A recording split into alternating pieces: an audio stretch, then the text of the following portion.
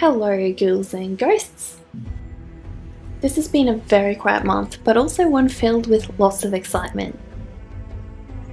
From hurdles with painting mishaps to interstate flights and saving animals, it definitely was incredibly memorable for me.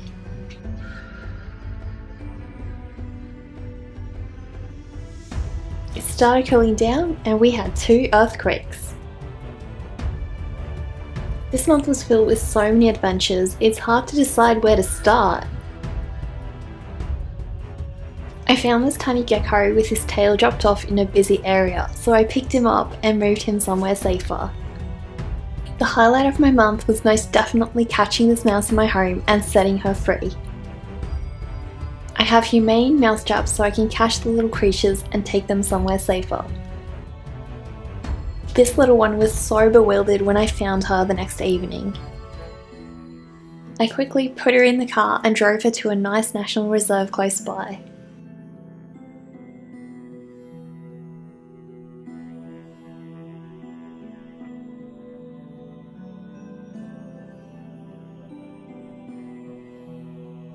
It was a really nice spot with lots of trees and shelter for her to hide in.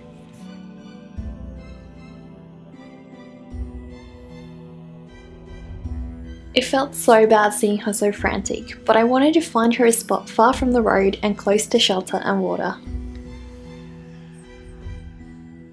Luckily, she had a delicious snack of peanut butter to feast on last night. She looked really fit and healthy. She was so athletic.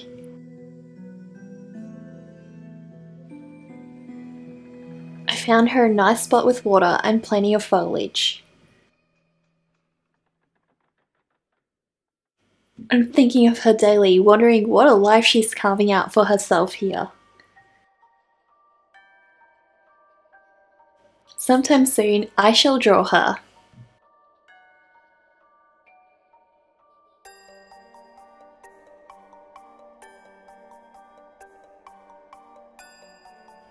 Plenty of life and health situations got in the way of creating art this month, but I managed to push through.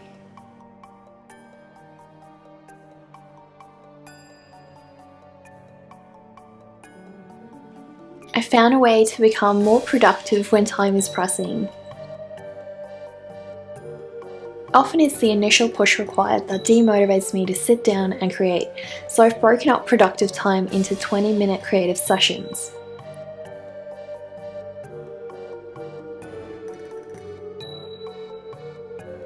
More often than not, once I am in that headspace, I end up spending more time than I anticipated making art. Breaking up productive time into smaller blocks is also a great technique to help yourself overcome art block.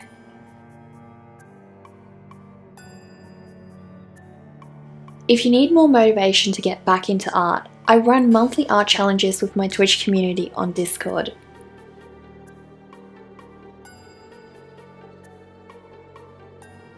This month's art challenge was familiar, so I drew myself with my very own bat familiar.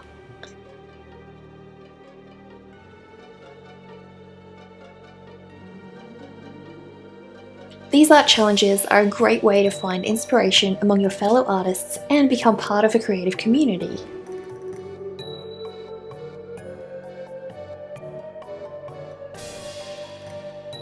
If you're keen, feel free to join us on my Discord.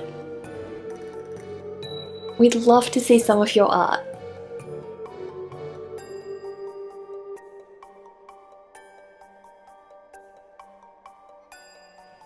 This drawing was well within my comfort zone and just what I needed to relax and enjoy sketching for the day.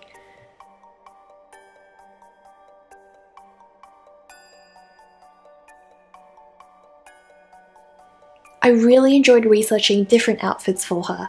I wanted to give her something that hinted at the fact that she was a vampire.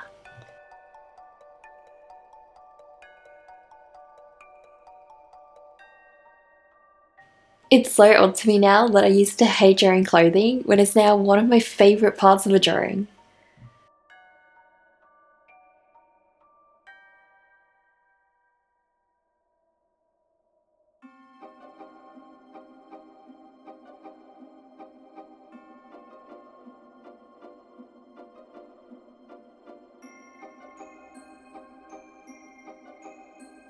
As much as I try to vary the shoe wear of my characters, somehow they always insist on wearing boots.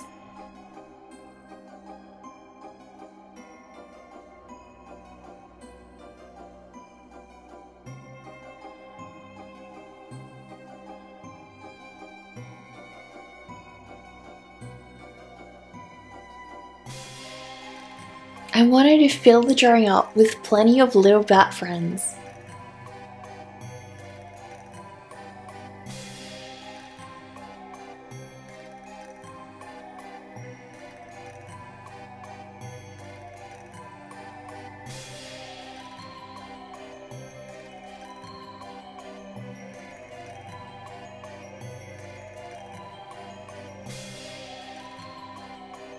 It was my boyfriend's birthday this month, so I organised for us to attend a couple of car shows as a surprise.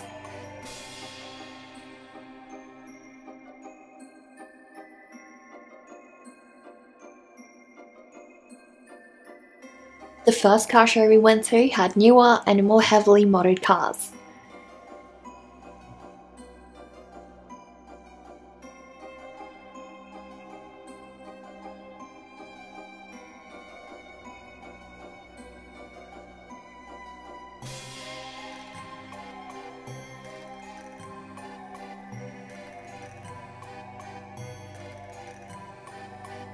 All the cars were so shiny and well looked after. You could see they were all really loved.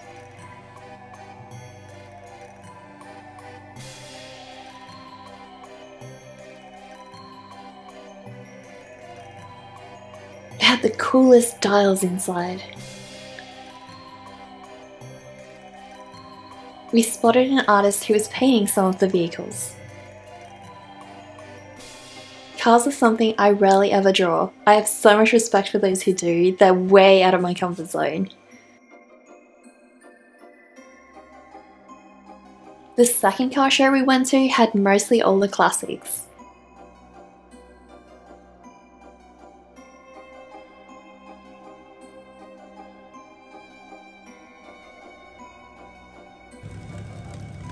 It was a super hot day with lots of noise to go around. This adorable green bug was my favourite of them all.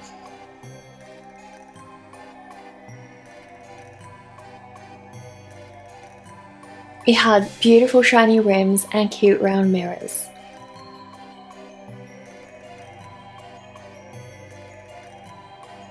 The owner was so nice and even let us see inside the engine.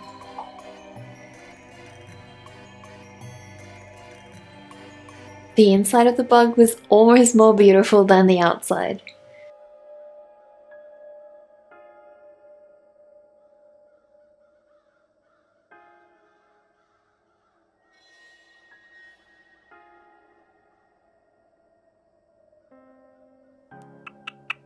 Zazu has been super cuddly this month.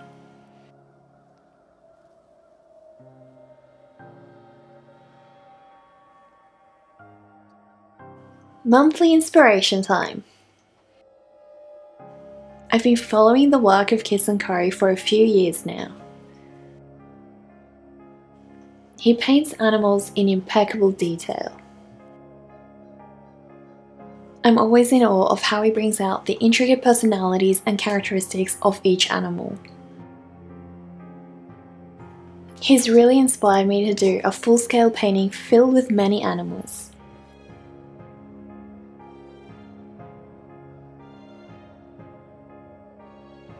I had lots of trouble working with masking fluid on some of my recent watercolour paintings, and it ripped particularly bad on this one. The issue started when masking fluid ripped a portion off of my painting, meaning the watercolour would pool up in that area. I had to find ways to salvage it, and I'm so glad I pushed through.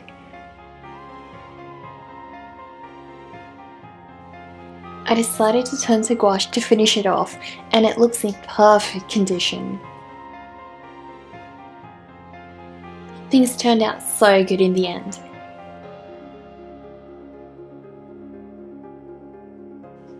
Don't give up too soon on paintings. I've seen many disasters turn into masterpieces.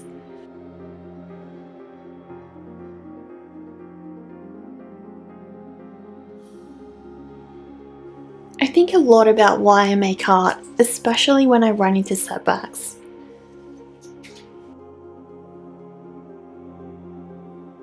I often wonder why we make art. Is it to communicate? Is it to fulfill an innate desire to express what's within us to ourselves? I think for every artist, these motivations are quite different. I came across a quote by Leonora Carrington recently. There are things that are not sayable, that's why we have art. I definitely agree that art fills this gap of emotions we can't communicate.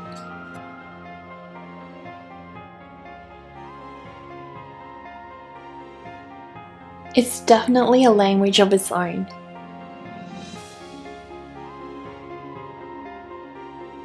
Art is also one of the most powerful forms of communication.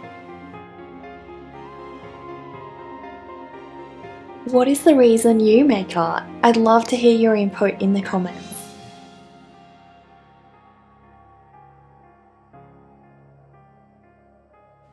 I wish I had the original reference photo of this bunny monster. I found it somewhere online a long time ago, but haven't been able to track it down since.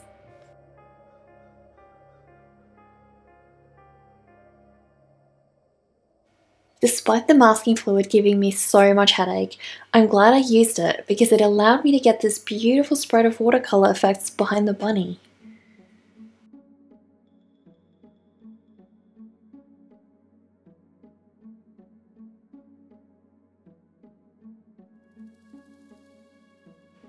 The final stages detailing his fur took the longest, but it was so worth it.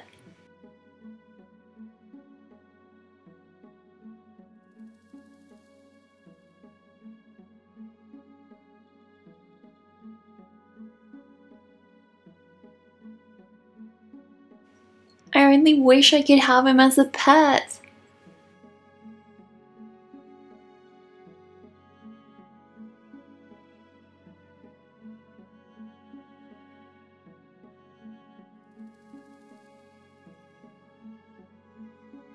My boyfriend and I also planned a trip to Melbourne during this month.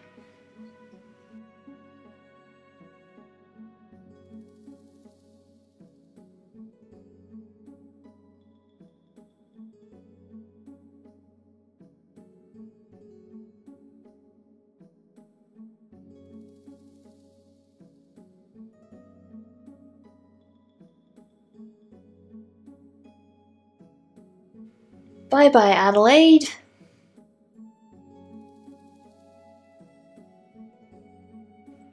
My plush Batty came along for the ride. Flying among the clouds was such a surreal experience. It felt magical, like we had merged into some dream world. It reminded me of one of my favourite songs, the intro of Heidi animated TV series. Hello from me and Jacob. Unbeknownst to me, I had been wearing my Batty mask upside down for the whole plane trip. I got to ride a double-decker bus for the first time. It was so cool to be able to see everything from up here.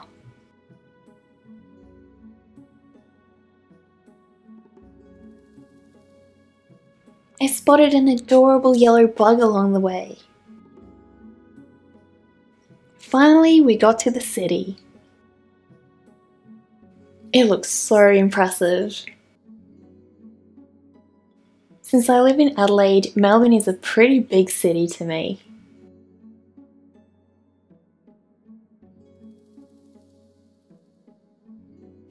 The next part of our trip required boarding a train.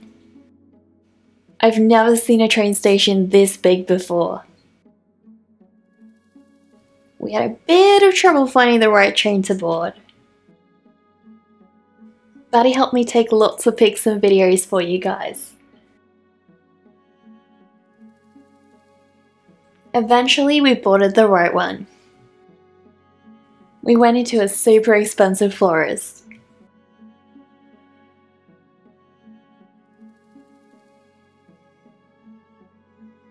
and we did lots of walkabout. We found a quaint French shop that made macarons and got ourselves a box. They were absolutely divine. Being the bubble tea connoisseurs we are, we had to make a stop at Machi Machi. Unfortunately, I wasn't a fan of the taro one they gave me, even though it's always my favourite flavour. Sadly, our trip had come to an end and we boarded the plane back home to Adelaide. We were both extremely tired after a full day of walking.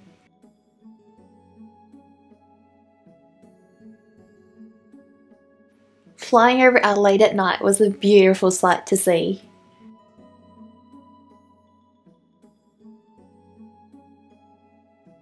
This month was the final community drawing on Patreon. I was asked to draw creatures well out of my comfort zone. The main character I'm drawing here is a Wendigo from the video game Fallout 76. He is totally disproportionate, has 3 heads, and a weird vocal sack. As requested, I gave him a little ghost friend. Lastly, his little plushie came to existence. I added little hairy textures to make him look more mangly. I must say, overall he does look kinda cute with his 2 friends. Thank you for keeping up with my artistic antics. If you'd like to comment on anything, share a quote or inspiration, feel free to comment. I'd love to hear from you.